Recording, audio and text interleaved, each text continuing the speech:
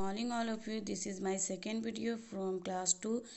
Today I am going to learn about numbers and numeration.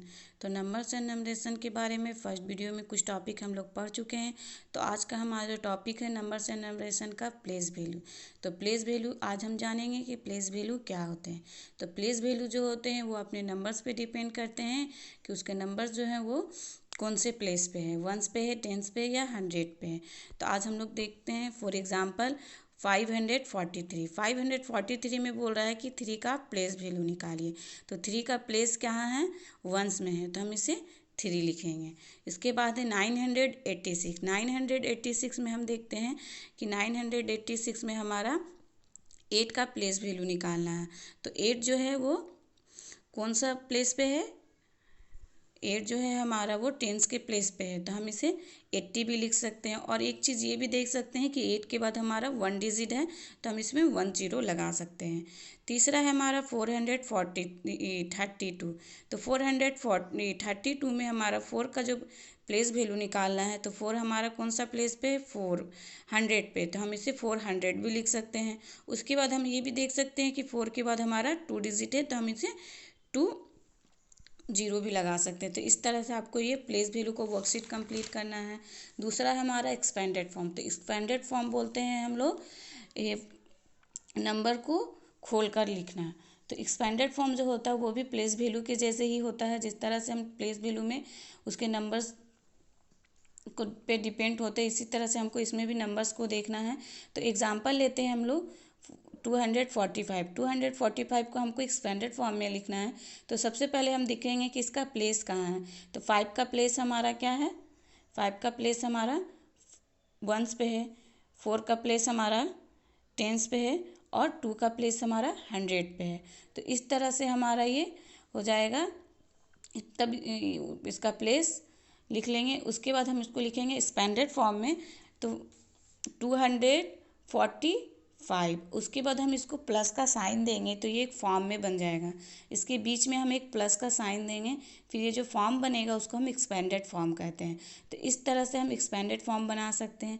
तो इस तरह से आपको ये सारा वर्कशीट कंप्लीट करना है। उसके बाद हम लोग बनाएंगे एक्सरसाइज 1.2। एक्सरसाइज 1.2 में हमारा है जो नंबर्स दिए हैं उसको हमको स्पेलिंग में लिखना है। तो ये चीज़ हमको आपको फर्स्ट वीडियो में बता चुके हैं कि स्पेलिंग में कैसे लिखना है।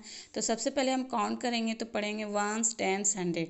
तो 1 क्या है, 100 में है, तो लिखेंगे 100।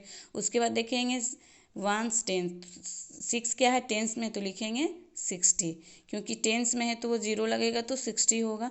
और 7 क्या है, वंस में है, तो यहाँ लिखेंगे 7 का 7 ही लिखेंगे क्योंकि ये वंस में है। इस तरह से हम इसको कर लेंगे। दूसरा हमारा है कि हमको रिप्रेजेंट करना है एबेकस में नंबर। तो आप लोग ये भी पढ़ चुके हो कि हम जो एबेकस में हम नंबर कैसे रिप्रेजेंट करते हैं।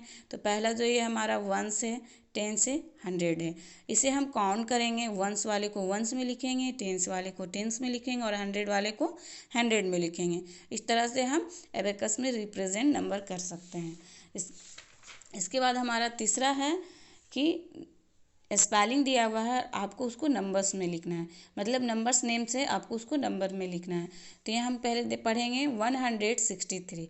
तो 163 को हम लोग इस तरह से लिख सकते हैं, 100 मतलब 1, 63 तो 63 हम लोग इस तरह से लिख सकते हैं। चौथा है हमारा प्लेस वैल्यू। तो प्लेस वैल्यू अभी आप लोग तुरंत पढ़े हो कि प्लेस वैल्यू जो होते हैं वो अपने नंबर पे डिपेंड होते हैं। और प्लेस वैल्यू जो हम लोग कैसे निकालते हैं, तो अगर हमें 4 का प्लेस वैल्यू निकालने बोला गया है तो हम 4 का नंबर देखेंगे क्या चीज़ पे है, वंस पे है, तो 4 को 4 ही लिखेंगे। जैसे यहाँ 7 का प्लेस वैल्यू निकालने दिया गया है, तो 7 का प्लेस कहाँ है, 100 पे है, तो हम इसे 700 लिख सकते हैं।